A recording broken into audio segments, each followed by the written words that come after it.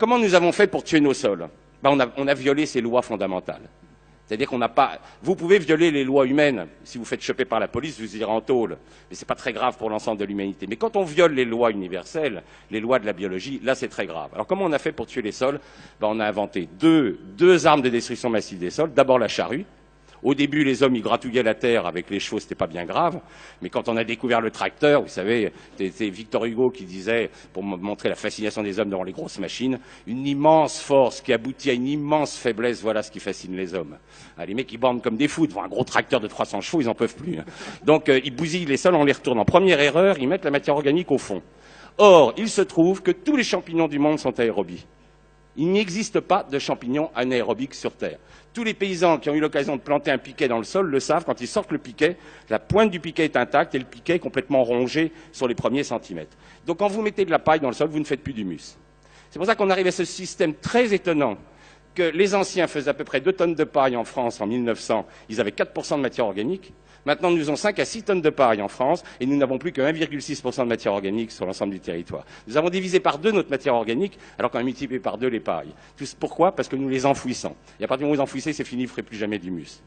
Heureusement d'ailleurs pour la ville de Venise qui repose sur des piliers de bois. Ces piliers de bois sont sous l'eau en anaérobiose et aucun champignon ne peut les écrouler. C'est pour ça que la ville est toujours là. Donc première erreur, enfouissement de matière organique. Et le nombre de gens que je vois en mettre du compost avant de planter un arbre passent leur temps à faire cette erreur qui est une erreur fondamentale contre les lois universelles. Deuxième erreur, on apporte les engrais chimiques. Qu'est-ce que font les engrais chimiques? Ils stimulent les bactéries. Or les bactéries sont minéralisatrices, elles ne font pas d'humus, elles minéralisent. Et les bactéries, elles se multiplient 20 fois plus vite que les champignons. Donc qu'est-ce qui se passe quand vous mettez des engrais chimiques? Vous accélérez la minéralisation de la matière organique. Quand la matière organique tombe trop bas, la faune disparaît puisqu'elle se nourrit de cette matière organique. Un pays comme la France, nous sommes passés de 2 tonnes de vers de terre en 1950 à l'hectare à moins de 100 kilos. Qu'est-ce qui se passe quand il n'y a plus de vers de terre? Les vers de terre, je vous ai expliqué qu'ils remontaient tous les jours de la terre. Ils remontent de la potasse, du phosphore, de la magnésie, du calcium. Plus de remontée par les vers de terre. Les éléments vont descendre. Pollution des nappes, pollution des rivières. Vous rentrez dans ce qu'on appelle, après cette dégradation biologique des sols, vous rentrez dans ce qu'on appelle la dégradation chimique. Votre terre va perdre ses éléments nutritifs. Vous allez envoyer de l'azote dans les nappes, vous allez envoyer du phosphore dans les rivières, etc. Vous appauvrissez vos sols. Or, il se trouve que lorsque le taux de matière organique est tombé trop bas et que vous avez minéralisé des ions fondamentaux qui attachent argile et humus comme le fer, le calcium, etc., bien l'argile n'est plus attachée. L'argile s'en va, les rivières se chargent de boue dès qu'il pleut. C'est la dernière mort des physiques, c'est ce qu'on appelle la mort physique des sols. Votre sol part à la mer. Donc, qu'est-ce que ça veut dire pouvoir faire une agriculture durable?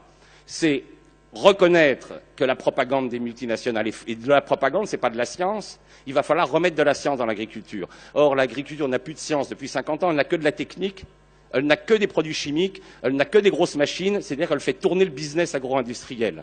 Mais cette agriculture n'est pas là pour nourrir les hommes, elle est là pour enrichir l'agro-industrie. Or, le problème qu'on a maintenant avec 7 milliards d'individus, c'est qu'il va bien falloir se décider à nourrir les hommes. Et nous avons maintenant 1 milliard d'hommes qui souffrent de la famine. Donc la révolution verte, c'est un échec total. Le problème, c'est que cette société qui est obsédée par le profit ne veut pas reconnaître ses torts. Elle ne veut pas reconnaître que la révolution verte est responsable de la famine d'1 milliard de personnes, c'est-à-dire autant d'habitants qu'il y avait en 1800 sur cette planète. Donc il va falloir changer complètement notre agriculture. Il va falloir, à mon avis, dissoudre des sociétés comme Monsanto, Novartis et compagnie, qui sont des assassins. Il va falloir qu'on crée une espèce de justice internationale sur le crime contre la vie. Ce sont des criminels contre la vie, ces gens-là. Ils ont tué... moi, l'activité biologique des sols que je mesure, elle ne cesse de baisser depuis que je la mesure. Je la mesure depuis 89, est en baisse constante. Et quand je compare avec les chiffres du début de 1900, nous avons perdu à peu près 90% de notre activité biologique. Et en particulier, les grands disparus, c'est les champignons. Les champignons ont complètement disparu avec les engrais chimiques. Or, c'est eux qui font les humus. Et depuis qu'il n'y a plus de champignons, vraiment, les sols vont très très mal. Et c'est pour ça, là, tout à l'heure, vous parliez du BRF. Pourquoi le BRF a un effet tellement spectaculaire sur la relance de la vie des sols? C'est que vous apportez de la lignine. C'est vous redonnez cette substance que seuls les champignons sont capables d'attaquer et vous remontez le C sur N. C'est-à-dire vous remontez le rapport carbone-azote. L'agriculture n'a pas besoin d'azote, elle a besoin de carbone. C'est ça que les agronomes n'ont toujours pas compris. Comme les agronomes ignorent tout de la vie des sols, la chaire de microbiologie des sols à l'agro a été fermée en 86. Là, vous avez devant vous un fossile vivant. D'accord? Des microbiologies des sols, on n'en fabrique plus en France. Vous avez 150 agros qui sortent de la boîte, ils ne connaissent rien des cycles microbiens. Enfin, c'est quand même hallucinant. Ils ne savent pas distinguer un basidiomycète d'une bactérie ou d'un actinomycète. Ils ne savent pas que les rôles sont complètement différents. Donc si on veut remettre de la vie dans les sols, il va bien falloir qu'on mette de la science et qu'on arrête d'inventer des modèles artificiels type révolution verte, de donner le prix Nobel à un mec qui a ruiné 300 millions d'hectares de sol avec sa révolution verte. C'est pas ça le but. Le but, c'est de remettre de la science pour qu'on puisse à nouveau regarder les sols comme ils sont. Parce que le grand livre, c'est la nature. C'est pas derrière un ordinateur qu'on découvre le fonctionnement d'un sol. C'est en faisant des trous. Avec Lydia, on en a fait plus de 12 000 à travers la planète, depuis l'altiplano des Andes, en passant par les sols norvégiens et les sols d'Amérique et de Bornéo. Les sols, on sait comment c'est, parce qu'on en ouvre, et qu'on regarde la faune, on regarde les racines. Mais c'est plus que font les agronomes. Voilà, je vais essayer de raccourcir. Je vous remercie pour votre attention. Bravo, Claude.